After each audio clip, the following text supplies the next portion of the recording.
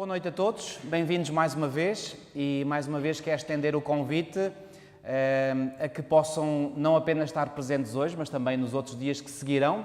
Eu sei que esta é uma longa jornada, mas eu acredito que todos aqueles que nos têm acompanhado aqui, neste local, e aqueles que nos acompanham via internet, noutros locais, pois bem, certamente poderão apreciar este estudo magnífico que nós estamos a fazer de toda a Bíblia e em particular do livro de Gênesis.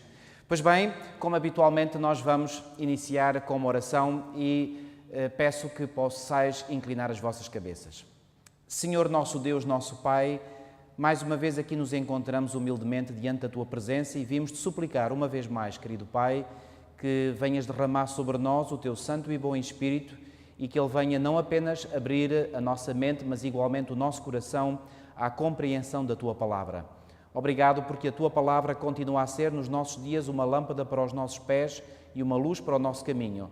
E Te pedimos, Senhor, que ela possa ser real cada vez mais nas nossas vidas. Hoje que vamos estudar este assunto tão importante sobre uma conspiração que está por detrás da história, que Tu nos ajudes a compreender isto claramente, pois Te pedimos tudo em nome do Senhor Jesus. Amém.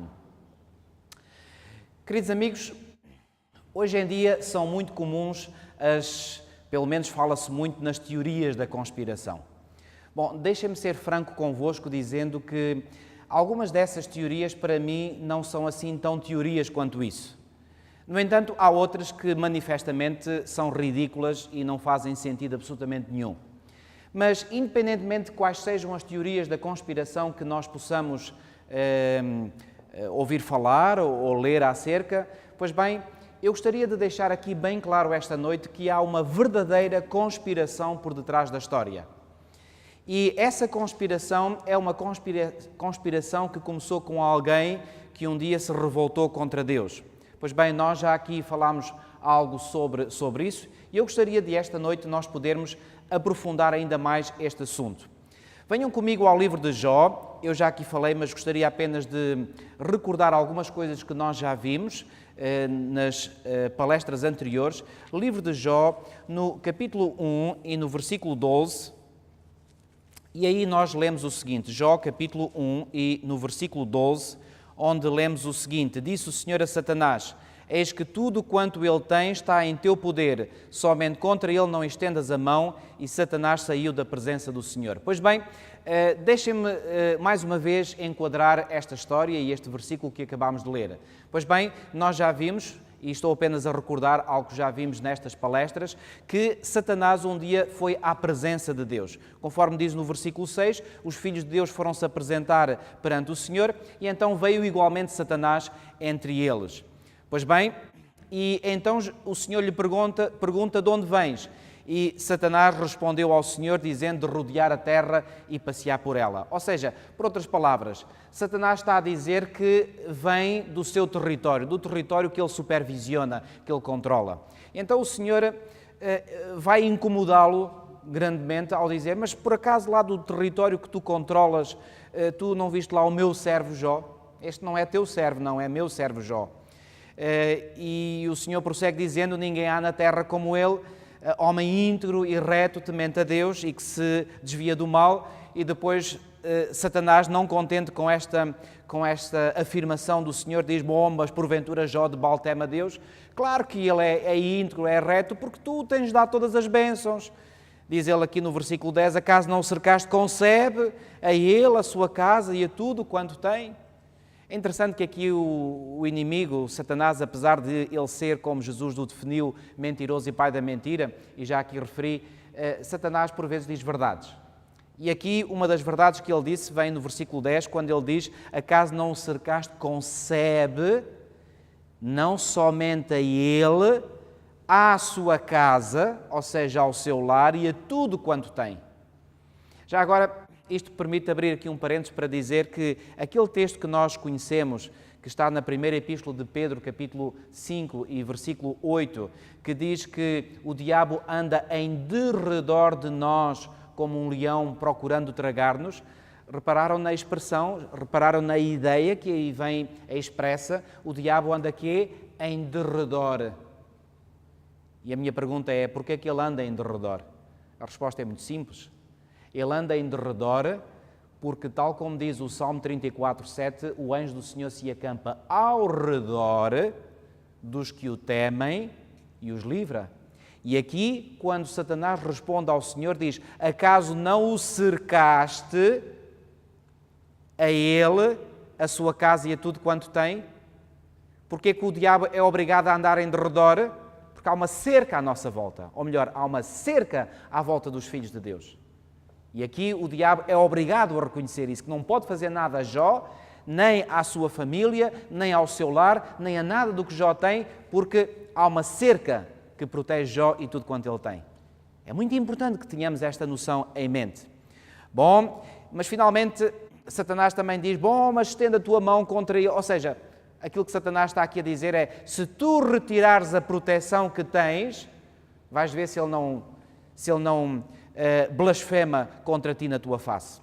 E então aí vem o versículo 12, que já lemos, é onde o Senhor lhe diz: bom, eis que tudo quanto tens está em teu poder, somente contra ele não estendas a tua mão.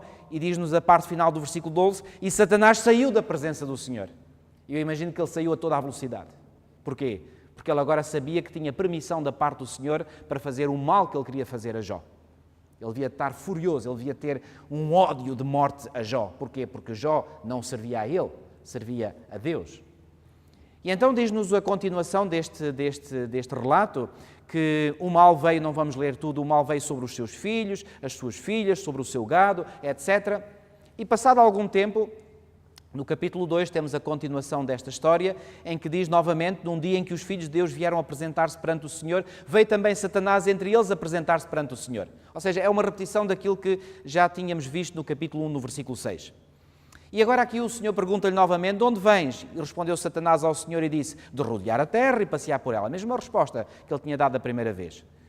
E agora o Senhor pergunta novamente, estou no versículo 3 do capítulo 2. Perguntou o Senhor a Satanás: observaste o meu servo Jó?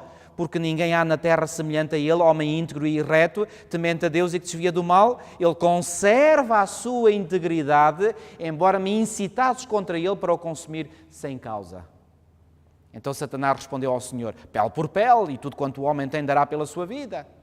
Ou seja, por outras palavras, aquilo que Satanás diz ao Senhor é: pois pudera, tu apenas permitiste que eu tocasse nas suas coisas, no seu lar, na sua família, não me permitiste que eu tocasse nele próprio. Se me deixares que eu toque nele próprio, vais ver então se ele não blasfema na tua face.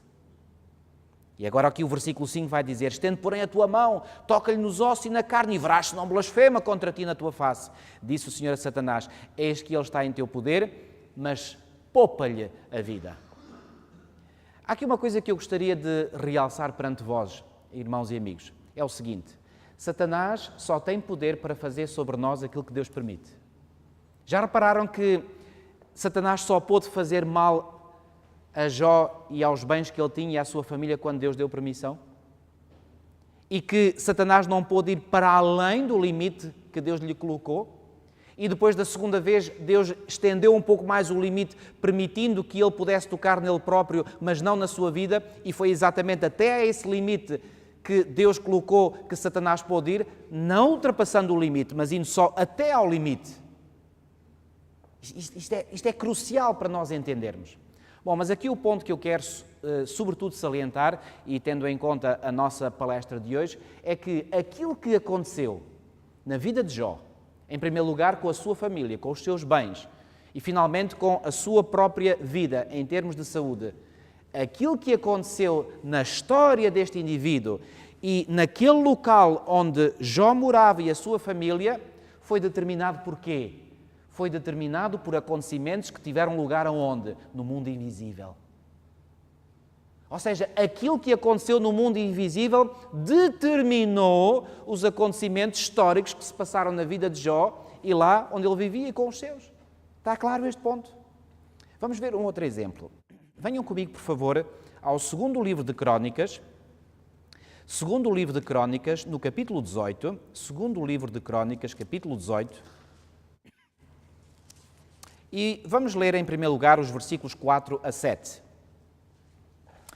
Deixa-me aqui contar um bocadinho, dar-vos um bocadinho do background desta história. Pois bem, estamos num período da história dos reinos de Judá e Israel, em que a nação de Israel, que inicialmente tinha sido uma nação unificada, tinha-se dividido em dois reinos. O chamado Reino do Norte, que era composto por 10 tribos, as chamadas tribos do Norte, ou Reino do Norte, e o Reino do Sul, que era composto por 2 tribos, as tribos de Judá e Benjamim. Esta divisão deu-se após o reinado unificado de 3 reis. Do rei Saul, que foi o primeiro rei de Israel, do rei Davi, que foi o segundo, e do rei Salomão, que foi o terceiro. Após a morte do rei Salomão, que ocorreu sensivelmente no ano 931, 930 a.C., pois bem, nessa altura então deu-se a divisão do reino unificado de Israel em 2 reinos.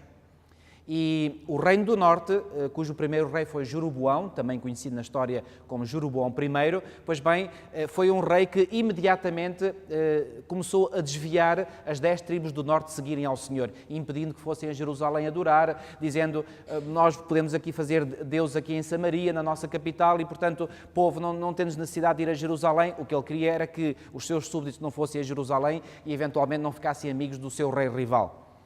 E então começou a levar o povo para a idolatria. E desde Jeroboão I até ao último rei de Israel, que foi Oseias, pois bem, todos estes reis foram pagãos, ou melhor, dados ao paganismo. Todos estes reis foram ímpios, segundo nos diz o relato dos livros de Reis e Crónicas. No entanto, no Reino do Sul, no Reino de Judá, houve reis ímpios, mas também houve reis bons. E este episódio aqui, onde nós vamos ler alguns episódios, relata um encontro que houve entre um rei do norte muito ímpio, Acabe, que tinha casado com uma mulher terrível, Jezabel, e essa mulher, Jezabel, era filha de um sacerdote de Baal. Podem imaginar a influência que ela tinha recebido no seu lar e a influência que, por sua vez, ela alimentava no seu marido. E há aqui um fenómeno interessante, é que por detrás de Acabe, que era o rei, estava alguém a mexer os cordelinhos da vida de Acabe, que era Jezabel. O poder religioso a controlar o poder político. Bom, encontramos isto ao longo da história e vamos encontrar novamente no tempo do fim, como iremos ver em palestras mais à frente. Bom, mas voltando à nossa história. Este rei ímpio, o rei Acabe, encontrou-se, não sabemos por que razão, com o rei do sul, que na altura era Josafá. Josafá era um bom rei. E então Josafá encontra-se com o rei Acabe e quando Acabe se encontra com ele diz assim, olha, eu acho que seria uma boa oportunidade nós agora podermos nos juntar e irmos lutar juntos contra os sírios. Bom, naquela altura a Síria era uma ameaça era um inimigo comum destes 2 reinos. E Josafá disse, ok, está bem, boa ideia, mas olha, eu acho que seria melhor nós consultarmos primeiro o Senhor. Ele era um rei temente a Deus e é o que podemos ler no capítulo 18, versículo 4. Disse mais Josafá ao rei de Israel, consulta primeiro a palavra do Senhor. E então Acabe disse, ok, não há problema nenhum, eu posso providenciar 400 profetas, tenho 400 profetas à minha disposição, não havia fartura de profetas, e portanto nós podemos realmente saber qual é a vontade de Deus. Vamos ler o que diz o versículo 5. Então o rei de Israel ajuntou os profetas, 400 homens, e lhes disse, iremos à peleja contra Ramote de Gileade ou deixarei de ir? E eles disseram, versículo 6, sobe, porque Deus a entregará nas mãos do rei. Bom, porquê é que estes 400 profetas deram em uníssono nesta resposta? Bom, eles eram pagos por Acabe, eram funcionários públicos de Acabe. E, obviamente, perante esta pergunta de Acabe, oh, rei, sim, claro, tudo bem, oh, podes ir, oh, Deus vai-te entregar a vitória nas tuas mãos. Bom, mas Josafá, que era um rei justo, alguma coisa o fez sentir que isto não soava lá muito bem. Embora tenham sido tantos profetas, todos a falar a uma em uníssono, Josafá disse, mas porventura não há um profeta do Senhor por aqui? Reparem o que ele diz, versículo 6. Disse, porém, Josafá, não há aqui ainda algum profeta do Senhor para o consultarmos? Reparem bem, não há aqui aonde? No Reino do Norte, ainda algum profeta do Senhor para o consultarmos? Ou seja, o que é que isto claramente denota esta pergunta de Josafá? Que ele não reconheceu naqueles 400 profetas nenhum deles ser um verdadeiro profeta de Deus. E agora o rei Acabe vai dizer, bom, eu tenho um, mas, sabes, está encarcerado, está enclausurado, por assim dizer. E agora o rei de Israel diz no versículo 7, bom, há um ainda, por quem podemos consultar o Senhor, porém eu aborreço, porque nunca profetiza de mim o que é bom, mas somente o que é mau. Estão a ver qual era aqui a política de Acabe. Portanto, ele tinha aqueles 400 profetas, mas porquê que ele tinha aqueles 400 profetas? Todos eles só profetizavam o que lhe agradava. É interessante que ainda hoje há pessoas assim, gostam de ouvir determinados pregadores, determinadas pregações, ir a determinadas igrejas que dizem coisas que lhes agradam, que lhes deem um ânimo positivo. Mas quando vem alguém dizer algumas coisas que eles não gostam muito, põem de lado. Exatamente o que fez Acabe. E agora reparem. Ele vai dizer, o versículo 8, este é Micaías, filho de Imlá, disse Josafá, não fala o rei assim. Então o rei de Israel chamou o oficial e disse, traz-me depressa a Micaías, filho de Imlá. E entretanto, esse conselheiro vai lá ter com o conselheiro do rei, vai ter com Micaías, mandou chamar e vai dizer, olha, sabes uma coisa? Todos os profetas lá estão a dizer coisas agradáveis ao rei, vê lá o que é que tu vais dizer. E o outro diz assim, olha, eu pouco me importo para aquilo que eles estão a dizer. Bom, eu estou aqui a compor um bocadinho a história à minha maneira, mas não estou a divergir daquilo que diz a Bíblia. E Micaías vai dizer, bom, aquilo que o Senhor me disser, é isso que eu vou dizer. Será que podemos ou devemos aprender alguma coisa desta posição de Micaías? Sem dúvida nenhuma. E, meus amigos, os verdadeiros profetas do Senhor, os verdadeiros homens de Deus, não são aqueles que pregam ou dizem coisas que as pessoas gostam de ouvir. São aqueles que dizem aquilo que o Senhor lhes põe na sua mente e na sua boca de dizer ao povo. Quer eles gostem, quer não gostem de ouvir. É essa a responsabilidade. Por falar nisso, venham comigo a Ezequiel capítulo 3. Ezequiel capítulo 3. Ezequiel capítulo 3. E vamos encontrar aqui a missão que o Senhor coloca sobre este profeta, aliás, como colocou sobre muitos outros. E aqui em Ezequiel, no capítulo 3, e no versículo 7, lemos o seguinte. Mas a casa de Israel... Deixem-me ler a partir do versículo 4. Ezequiel, capítulo 3, e a partir do versículo 4. Disse-me ainda, filho do homem, vai, entra na casa de Israel e diz-lhes as minhas palavras. Porque tu não és enviado a um povo de estranho falar, nem de língua difícil, mas à casa de Israel. Nem a muitos povos de estranho falar e de língua difícil, cujas palavras não possas entender. Se eu aos tais te enviasse, certamente te dariam ouvidos. Agora reparem, versículo 7. Mas a casa de Israel não te dará ouvidos, porque não me quer dar ouvidos a mim, pois toda a casa de Israel é de fronte obstinada e dura de coração. E agora reparem, versículo 8. Eu, eis que fiz duro o teu rosto contra o rosto deles, e dura a tua fronte contra a sua fronte. Fiz a tua fronte como o diamante. Uau, diamante.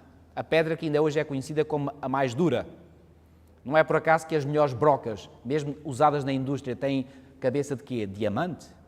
Não há nada que seja mais duro que o diamante. E aqui o Senhor está a dizer ao seu profeta, fiz a tua fronte como o diamante, mais dura do que a pederneira. Não os temas, pois nem te assustes com o seu rosto, porque são casa rebelde. Ainda me disse mais, filho do homem, mete no coração todas as minhas palavras que te hei de falar e ouve-as com os teus ouvidos. E agora reparem o que diz o versículo 11, o Senhor a falar a Ezequiel. Eia, pois, vai aos do cativeiro, aos filhos do teu povo. E agora reparem. E quer ouçam, quer deixem de ouvir, fala com eles e diz-lhes, assim diz o Senhor Deus. Qual foi a responsabilidade que Deus colocou sobre Ezequiel? Falar aquilo que quê? Aquilo que Deus lhe tinha pedido para falar. Não aquilo que o povo queria ouvir. O povo gosta de ouvir coisas agradáveis. O povo gosta de ouvir, em geral, todos nós, eu incluído. Todos nós gostamos de ouvir coisas agradáveis, coisas que vão ao encontro do nosso coração carnal. Mas não são essas coisas que são melhor para nós. E todos aqueles que temem a Deus verdadeiramente devem colocar sobre a sua mente esta solene responsabilidade de pregarem aquilo que Deus diz que nós devemos pregar. E este profeta Micaías era um desses profetas. Um desses profetas que era realmente temente ao Senhor. Deixem-me ler, voltando a 2 Crónicas 18, o versículo 13. Respondeu Micaías, tão certo como vive o Senhor, o que o meu Deus me disser, isso falarei. E agora eis que Micaías aparece na presença destes dois reis. E Josafá, de entre os dois reis, é aquele que está na maior expectativa para saber o que é que Micaías tem a dizer. E a determinada altura, o rei, então, pergunta-lhe, e agora reparem aqui, o rei lhe disse, versículo 15, quantas vezes te conjurei que não me fales senão a verdade em nome do Senhor? E sabem porquê? Porque no versículo 14, Micaías, quando se apresenta, ele faz algo muito interessante. Vamos ler o versículo 14 também. E vindo ele ao rei, este lhe perguntou, Micaías, iremos a Ramote de Gileade? A mesma pergunta que ele tinha feito aos outros. À peleja ou deixarei de ir? Ele respondeu, sobe e triunfarás, porque eles serão entregues nas vossas mãos. Bom, aqui não estava Micaías a dizer o mesmo que os outros tinham dito, estava, mas aqui o texto não nos permite entender isso, ele deve ter dito isto certamente num tom irónico. Vai, rei, vai à vontade, vais ganhar. E o rei percebeu imediatamente que ele estava a falar em tom irónico. E como é que nós sabemos isso? Porque no versículo a seguir diz assim, o versículo 15, o rei lhe disse, quantas vezes te conjurarei que não me fales senão a verdade em nome do Senhor? Era isto que Micaías queria ouvir da parte de Acabe. Porque ele queria, e nós vimos isso anteriormente, ele queria vir falar realmente aquilo que Deus lhe tinha colocado na boca. Mas ele sabia que Acabe não gostava de ouvir a verdade. Então ele gozou com ele um bocadinho inicialmente, foi irónico com ele, sarcástico talvez um pouco. E agora o rei, devido ao facto de ver essa ironia ou esse sarcasmo em Micaías, vai dizer assim, não, eu quero que tu digas a verdade. Ok, agora se tu dizes que queres a verdade, então agora eu te vou dizer a verdade. E agora querem ver? Versículo 16. Então disse, vi todo o Israel disperso pelos montes, como ovelhas que não têm pastor. E disse o Senhor, este não tem dono, torne cada um em paz para a sua casa. E agora repare, versículo 17. Então o rei de Israel disse a Josafá, não te disse eu que ele não profetiza a meu respeito o que é bom, mas somente o que é mau? Ele tinha dito que queria ouvir a verdade, mas agora ouviu a verdade e agora já estava outra vez irritado. É incrível.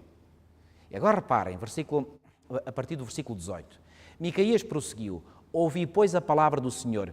Vi o Senhor assentado no seu trono e todo o exército do céu estava à sua direita e à sua esquerda. Agora aqui Micaías começa a dizer que teve uma revelação da parte de Deus. E nessa revelação ele viu o Senhor sentado no seu trono. E ouviu um diálogo, versículo 19, perguntou o Senhor, quem enganará Acabe, o rei de Israel, para que suba e caia em Ramote de Gileade? Um dizia desta maneira e outro da outra, ou seja, havia algum tipo de opiniões divididas, portanto, no céu. Então, reparem o que diz o versículo 20, então saiu um espírito e se apresentou diante do Senhor e disse, eu o enganarei. Perguntou-lhe o Senhor, com quê? Reparem, versículo 21. Respondeu ele, sairei e serei espírito mentiroso na boca de todos os seus profetas. Disse o Senhor, tu o enganarás e ainda prevalecerás. Sai e faze-o assim. Versículo 22. Eis que o Senhor pôs o espírito mentiroso na boca de todos estes teus profetas e o Senhor falou o que é mau contra ti. O que é que Micaías disse? Eu tive uma revelação da parte do Senhor e eu vi que lá no céu houve um diálogo e alguém se predispôs para vir e para ser um espírito mentiroso em todos estes teus 400 profetas. Estão a ver o que é que está aqui a passar? O acontecimento que estava a acontecer na Terra estava a ser determinado por quê? Por algo que estava a ocorrer, uma vez mais, no mundo invisível. A propósito, quem é este espírito mentiroso? Reparem, por exemplo, em Hebreus 1:14, diz-nos que os anjos são espíritos ministradores, os anjos de Deus, espíritos ministradores enviados a favor de quem há de herdar a salvação. Se este ser é identificado como um espírito, significa que ele era um anjo. Satanás é um anjo. E Jesus não disse de Satanás, em João 8,44, que ele é mentiroso e pai da mentira? Há alguma dúvida, então, quem era este espírito que estava aqui a atuar? Não há dúvida nenhuma. Vamos ver um outro exemplo. Vamos a Mateus, capítulo 2, versículo 16. Mateus 2,16. Mateus, capítulo 2, versículo 16. Pois bem, aqui é após o nascimento de Jesus e temos aqui Herodes, que depois de ter sido visitado pelos magos, e de lhes ter pedido, ok, então vocês, quando forem encontrarem Jesus, o tal rei, não é, que vocês vêm ver? Eu também o quero ir adorar. Então venham cá dizer onde é que ele está, que é para eu ir adorar também. Claro, os sábios naquele momento, na sua inocência, não sabiam qual era o plano de Herodes, mas depois foram advertidos divinamente através de um sonho e não passaram mais pelo palácio de Herodes. Herodes, quando soube disso, ficou furiosíssimo. Repare o que diz o versículo 16. Vendo-se iludido pelos magos, enfureceu-se Herodes grandemente e mandou matar a todos os meninos de Belém e de todos os seus arredores de 2 anos para baixo, conforme o tempo do qual com precisão se informara dos magos. Pergunto, o que é que estava por detrás deste evento que levou Herodes a mandar matar todas as crianças do sexo masculino de 2 anos para baixo? Venham comigo a Apocalipse 12. Apocalipse capítulo 12. Apocalipse capítulo 12 e versículo 4. Repare o que é que diz. Apocalipse capítulo 12 e versículo 4. Este é um capítulo que nós iremos estudar mais em detalhe mais para a frente. Apocalipse 12, 4. Diz assim: a sua cauda arrastava a terça parte das estrelas do céu. Significa Satanás arrastar a terça parte dos anjos, as quais lançou para a terra. E o dragão se deteve em frente da mulher que estava para dar à luz, a fim de lhe devorar o filho quando nascesse. Quem é que estava por detrás de Herodes, quando este mandou matar todas as crianças de 2 anos para baixo em Belém?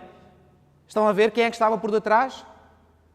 Então, por detrás dos acontecimentos que se passam na história, o que é que se passa? Passam-se outros acontecimentos no mundo invisível. E estes acontecimentos do mundo invisível é que comandam aquilo que se passa no mundo visível. Amigos, não podemos entender a Bíblia sem esta perspectiva. Alguns dizem, bom, aqueles que leem a Bíblia são pessoas que têm como que umas palas nos olhos. Bom, deixem-me dizer-vos. Aqueles que não acreditam no mundo sobrenatural que têm uma pala nos olhos, porque só vem o mundo visível. O crente, ao aceitar a palavra de Deus e aquilo que essa mesma palavra revela, fica com a sua mente aberta, porque passa a compreender esse mundo invisível onde se jogam em conflito estas forças e é dessa luta entre essas duas grandes forças sobrenaturais que é determinado os acontecimentos visíveis que nós vemos no nosso mundo.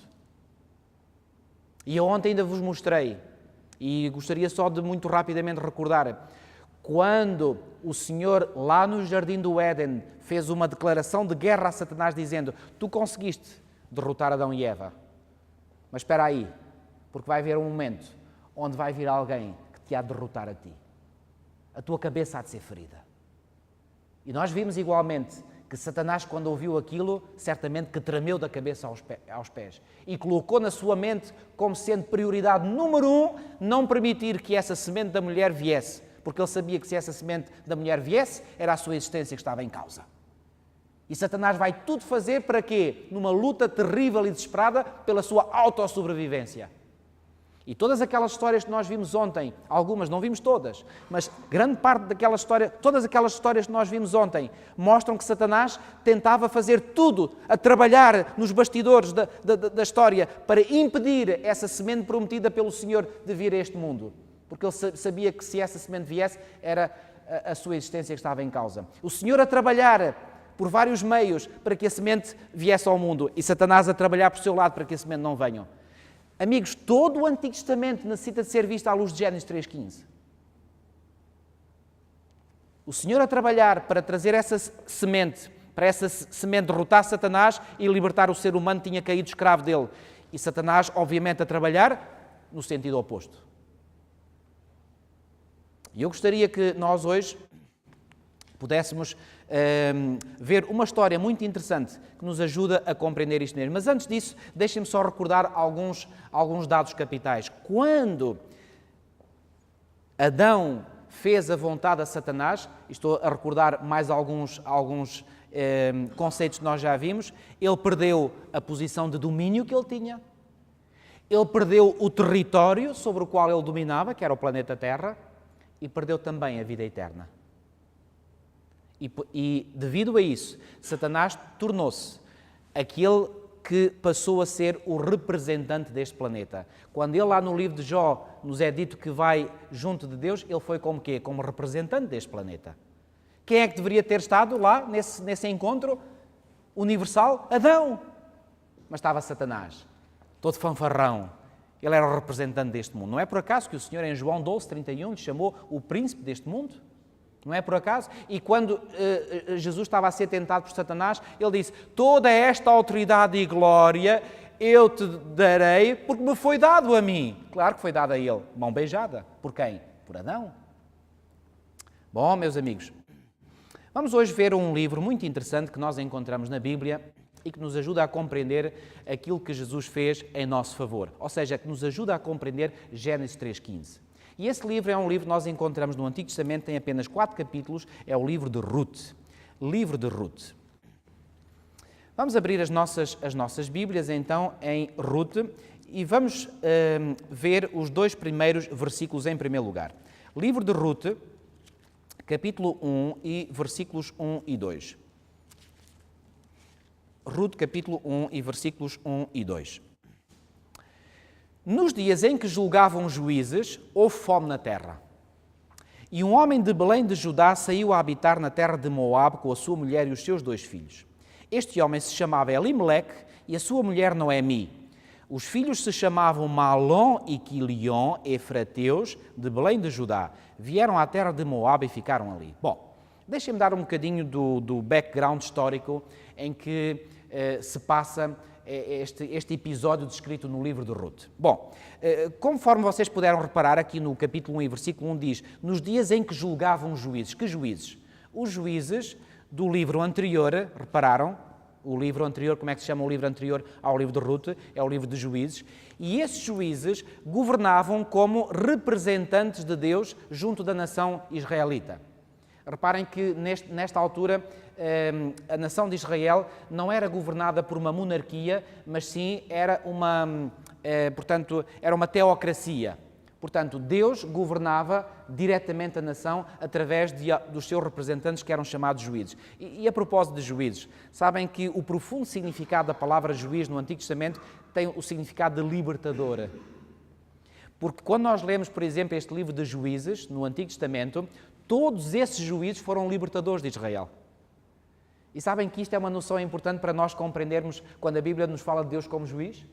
Deus é nosso juiz porque é quê? É o nosso libertador.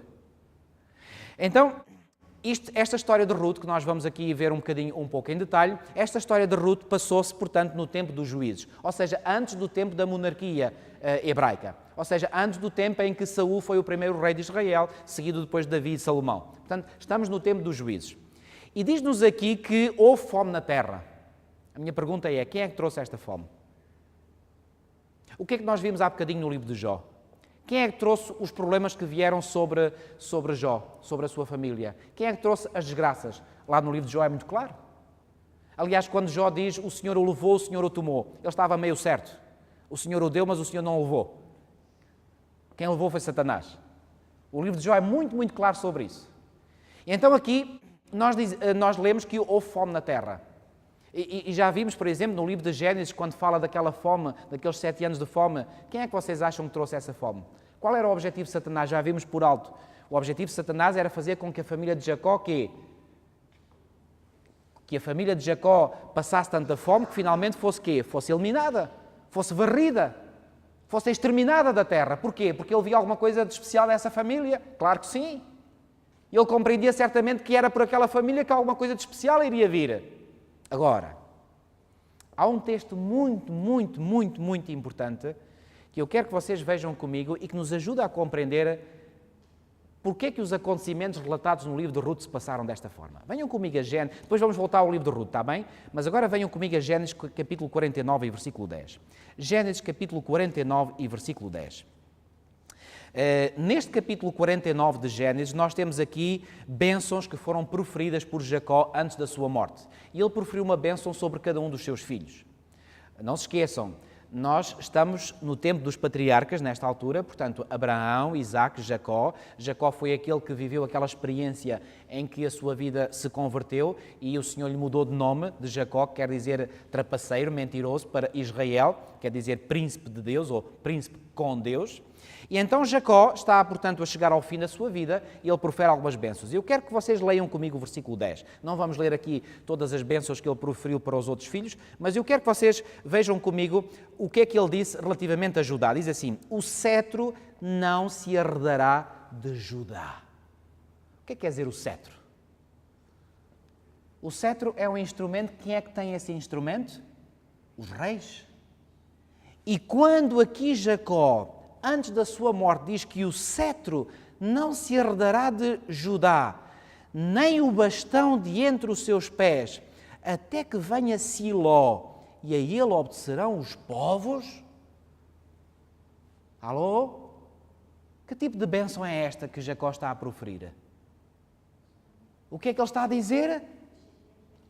Que o descendente que há a quem hão de obedecer todos os povos devem obedecer a quem? A Judá? Qual Judá? A Jesus. E aqui diz claramente Jacó, claro, como é que Jacó soube isto? Certamente iluminado pelo Espírito Santo, não temos dúvidas sobre isso. Quando ele diz aqui, o cetro não se herdará de Judá até que venha Siló, ou seja, depois de Siló vir, o cetro já se vai afastar. E realmente foi o que aconteceu. Eu pergunto, quando Satanás ouviu isto, o que é que Satanás imediatamente ficou a saber? Que a semente prometida iria vir de quem? Iria vir de que tribo? Da tribo de Judá. E agora venham comigo, à luz disto, venham comigo agora ver outra vez o livro de Ruth. Ruth, capítulo 1 e versículo 1. Nos dias em que julgavam juízes, já vimos este contexto histórico, houve fome na terra. E um homem de Belém de Judá saiu a habitar na terra de Moabe com a sua mulher e os seus 2 filhos. Porquê é que ele saiu da terra? Porque havia fome. Um paradoxo. Sabem o que é que o termo Belém significa? Belém, na língua hebraica, o termo Belém significa a casa do pão. Na casa do pão não havia pão. Quem é que veio nascer em Belém mais tarde? Jesus. E Jesus identificou-se ele próprio como sendo o quê? O pão da vida. O pão da vida nasceu na casa do pão, em Belém. Interessante estes detalhes. Pois bem, aqui em Belém, reparem, versículo 2, este homem se chamava Elimeleque e sua mulher Noemi, os filhos se chamavam Malom e Quilion, efrateus de Belém de Judá. Ouviram bem o que é que está cá escrito?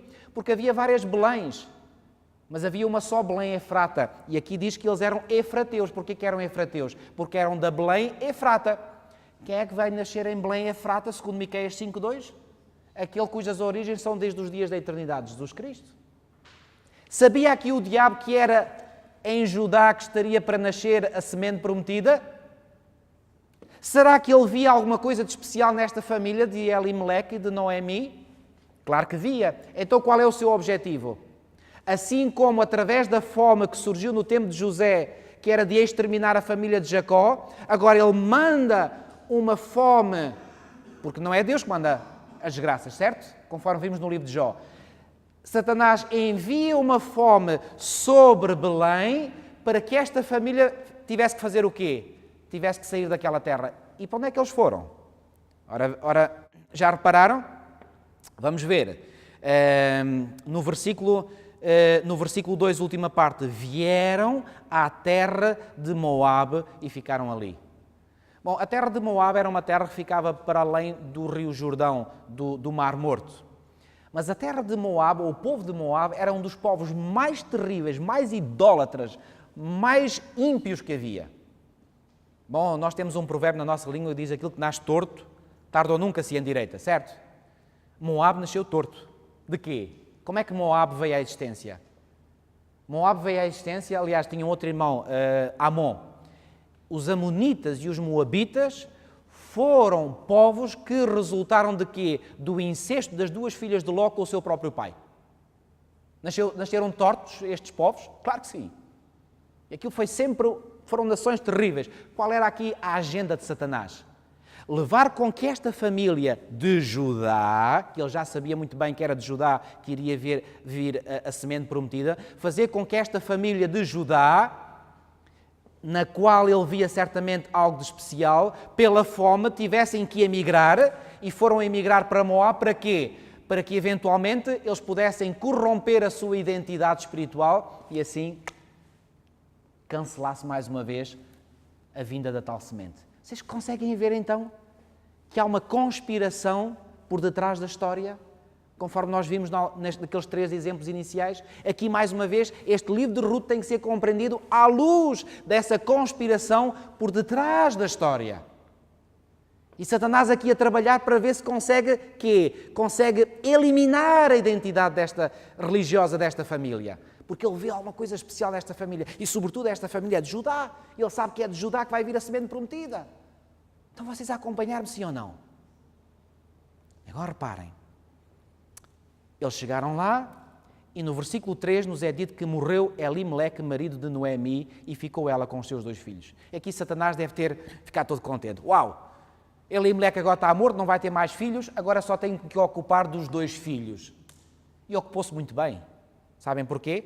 Porque a seguir, diz o versículo 4, os quais casaram com mulheres moabitas.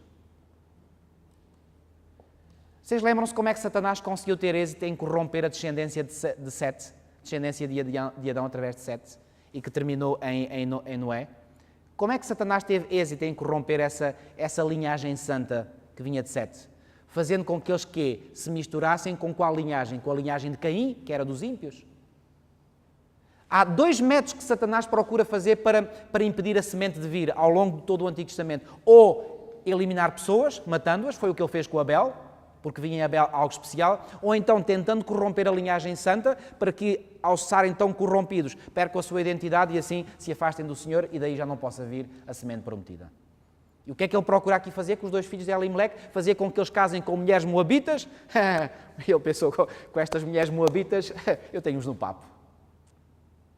E não se esqueçam que os moabitas eram terríveis. Por exemplo, quem foram as mulheres que incitaram os filhos de Israel, já vimos aqui também, a cometer relações sexuais ilícitas quando o povo de Israel estava acampado junto ao Jordão antes de entrar na terra prometida? Foram moabitas. E agora aqui o diabo pensa, ok, estes 2 filhos de Elimeleque estão no papo. Mal sabia ele o que é que estava para surgir. Venham ver comigo. Versículo 5. Morreram também ambos... eu não li o resto do versículo 4. Os quais casaram com mulheres moabitas, era o nome de uma Orfa e o nome da outra Ruth, e ficaram ali quase 10 anos. Finalmente, versículo 5. Morreram também ambos Malom e Quilion. Agora aqui o diabo ficou contente. E ficou contente porquê? Porque estes 2 filhos de Elimeleque ainda não tinham tido descendência. E agora os 2 morrem. Acabou-se a linhagem santa desta família. Acabou a possibilidade de, através desta família, vir alguma semente. Satanás deve ter exultado de contente aqui. Bom, mas a história ainda está no início. Vamos ver como é que a história continua. Ficando assim, versículo 5, ficando assim a mulher desamparada de seus 2 filhos e de seu marido. Então se dispôs ela com as suas noras e voltou da terra de Moabe, porquanto nesta ouviu que o Senhor se lembrara do seu povo, dando-lhe pão. Ou seja, voltou o pão à casa do pão, a Belém. E ela, quando ouviu falar isso, pensou, bom, o que é que eu estou aqui a fazer na terra de Moabe? Se na minha própria terra já há pão, razão que nos trouxe aqui, e se aqui não tem mais o meu marido nem os meus 2 filhos, o que é que eu estou aqui a fazer? Eu vou-me embora. E provavelmente as 2 noras quiseram acompanhá-la, porque, reparem, quem era viúva naquele tempo estava numa situação muito delicada. Então diz o versículo 7, saiu, pois, ela com as suas 2 noras do lugar onde estivera, e indo elas caminhando de volta para a terra de Judá, disse-lhes Noemi, ide, voltai cada uma à casa da sua mãe, e o Senhor use convosco de benevolência como vós usastes com os que morreram e comigo. O Senhor vos dê que sejais felizes, cada uma em casa do seu marido, ou seja, ela está-lhes a dizer, podem ir, minhas queridas, podem ir embora, podem casar novamente, eu desejo a maior felicidade para vocês, portanto, estejam à vontade, não se incomodem comigo, eu vou voltar sozinha para a minha terra. E beijou-as. Elas, porém, choraram em voz alta. Versículo 10. E lhe disseram, não, iremos contigo ao teu povo. Porém, Noemi disse, não, voltai, minhas filhas, porque ireis comigo? Tenho eu ainda no ventre filhos para que vos sejam por maridos? Versículo 12. Tornai, filhas minhas, ide-vos embora, porque sou velha demais para ter marido. Ainda quando dissesse, tenho esperança, eu ainda esta noite tivesse marido e houvesse filhos, esperá-los-ias até que viessem a ser grandes. Bom, e finalmente, diz o versículo 14, então de novo choraram em voz alta, Orfa com um beijo se despediu da sua sogra, porém Ruth se apegou a ela. Disse Noemi, eis que a tua cunhada voltou ao seu povo e aos seus que? Deuses. Reconhecia esta sogra que a nora era dada a adorar deuses? Claro que sim. E agora reparem, também tu volta após a tua cunhada. E agora reparem na resposta que Ruth vai dar. Disse, porém, Ruth, não me insistes, para que te deixe e me obrigue a não seguir-te. Porque aonde quer que fores, irei eu. E onde quer que pousares, ali pousarei eu. O teu povo é o meu povo, o teu Deus é o meu Deus. Onde quer que morreres, morrerei eu, e aí serei sepultada. Faça-me o Senhor o que bem lhe aprouver, se outra coisa que não seja a morte me separar de ti. O que é que esta nora Ruth disse? O teu povo é o meu povo, o teu Deus é o meu Deus. Agora reparem, amigos. Aquilo que Satanás pretendia com esta família, que era que em Belém elas pudessem finalmente morrer devido à fome. E para fugirem à fome, esta família, Elimeleque e Noemi e os seus 2 filhos, pensaram então em emigrar para uma terra terrível. O plano de Satanás era fazer com que, através desta família, não houvesse possibilidade de vir. Porque certamente, e eu vou voltar a repetir, era de Judá que Satanás sabia que a semente prometida estava para vir, e lá em Judá devia ser, talvez, seguramente, uma das famílias mais tementes a Deus. E Satanás estava a ver, se é de Judá, e se entre Judá aqueles que são mais tementes a Deus é esta família, tem que fazer qualquer forma para destruir esta família. Agora, o que o diabo não sabia é que aquilo que ele procurou fazer vai contribuir para que, através desta família, o Messias possa vir. Porque esta família vai lá a Moab, sabem para quê? Para trazer lá de Moab uma alma sincera. Ruth, que no seu coração, livremente, decidiu fazer do povo de Israel o seu próprio povo e do Deus da sua sogra o seu próprio Deus. E vou resumir a história. Esta mulher chega a Israel. Quando a veem, alguns lhe perguntam, então, como é que é, etc. Deixem-me ler aqui o versículo 19 em diante, diz assim, ainda no capítulo 1. Então ambos se foram até que chegaram a Belém. Sucedeu que ao chegarem ali toda a cidade se comoveu por causa delas. E as mulheres diziam, não é esta Noemi? Agora reparem na resposta que ela dá. Porém ela lhes dizia, não me chames Noemi, não me chameis Noemi, chamai-me Mara, porque grande amargura me tem dado o Todo-Poderoso.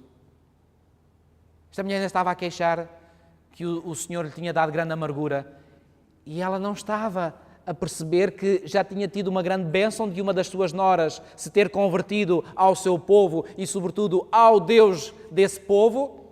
Ela ainda está aqui amargurada e diz, não me chameis Noemi, chamei-me Mara. Amigos, quantas vezes nós, porque não vemos aquilo que está à nossa frente, nós pensamos muitas vezes que Deus está a ser injusto para connosco, ou não está a agir da melhor forma para connosco. E sabem porquê, amigos? Porque nós não vemos, não temos alcance para ver. Conhecem aquele texto de Jeremias 29:11 que diz, ou no próprio Deus diz através do seu profeta Jeremias, eu é que sei que pensamentos têm a vosso respeito, pensamentos de bem e não de mal, para vos dar o fim que desejais. Deus até nos quer dar o fim que nós desejamos, mas quase sempre não é pelas vias ou pelos meios que nós pensamos. Nós queremos chegar àquele fim, e Deus também quer que nós cheguemos, mas Deus acha que o caminho é este, e nós muitas vezes achamos que o caminho é por ali. Então esta mulher ainda não estava longe de entender aquilo que Deus poderia fazer. Bom, reparem, versículo 21, ditosa eu parti, porém o Senhor me fez voltar pobre, porque depois me chamareis Noemi, visto que o Senhor se manifestou contra mim e o Todo-Poderoso me tem afligido. Qual era a concepção desta mulher? Que o Senhor é que estava na origem de todos os males. Era o Senhor? Foi o Senhor que mandou trazer a fome sobre Belém? Foi o Senhor que matou Elimeleque? Foi o Senhor que fez morrer os 2 filhos? Foi Satanás, nós já vimos. Agora o que é que o Senhor faz? Faz trazer alguém de Moab e através de Moab, lá essa Ruth que vem de Moab, vamos à parte final do capítulo 4, e se tivermos tempo depois vamos ver algo pelo meio muito importante. Última parte do livro de Ruth, capítulo 4, Mas já agora, deixem-me ir à parte do meio. Ruth, entretanto, está com a sua sogra lá em Belém e deixem-me ler o versículo 22. Assim voltou Noemi da terra de Moabe com Ruth, sua nora, a Moabita, e chegaram a Belém quando? No princípio da cega da cevada. Será que foi a altura apropriada para elas chegarem? Claro que sim. Então sabemos que, lemos só alguns versículos do capítulo 2, tinha Noemi um parente de seu marido, senhor de muitos bens, da família de Elimeleque, o qual se chamava Boaz. Ruth, a Moabita, disse a Noemi: deixa-me ir ao campo e apanharei espigas atrás daquele que me favorecer. Ela lhe disse: vai, minha filha. Esta família era extremamente pobre, esta família composta pela sogra e pela nora. Extremamente pobre, vieram sem nada. E agora chegam lá, felizmente, na altura da colheita dos campos, dos cereais, e então era lícito em Israel os pobres irem atrás dos ceifeiros. Aos ceifeiros era comunicado que não deviam ceifar tudo, deixar alguma coisa para os pobres, e era lícito aos pobres ir atrás dos ceifeiros para tentar apanhar algum cereal. E foi aquilo que Ruth, certamente por instrução da sua sogra, sabia que era o princípio em Israel e tentou fazer. Quem é que ela encontrou? Boaz. E quem era esse Boaz? Diz aqui que era quê? Da família de Elimeleque. Bom, tenho necessidade aqui de vos explicar como é que era a lei, as leis de redenção em Israel. Venham comigo ver 2 versículos fundamentais. Vamos ao livro de Levítico, capítulo 25. Levítico, capítulo 25. Levítico, capítulo 25. E vamos ler os versículos 48 e 49. Deixem-me ler a partir do versículo 47 também. Portanto, Levítico 25, 47 a 49. Quando o estrangeiro ou peregrino que está contigo se tornar rico e teu irmão junto dele empobrecer e vender-se ao estrangeiro ou peregrino que está contigo, ou alguém da família do estrangeiro, depois de haver-se vendido, haverá ainda quê? Resgate para ele. Agora reparem, quem é que poderá resgatá-lo somente? Um de seus irmãos poderá resgatá-lo. Seu tio ou primo o resgatará, ou um dos seus, parente da sua família, o resgatará, ou se lograr meios, se resgatará a si mesmo.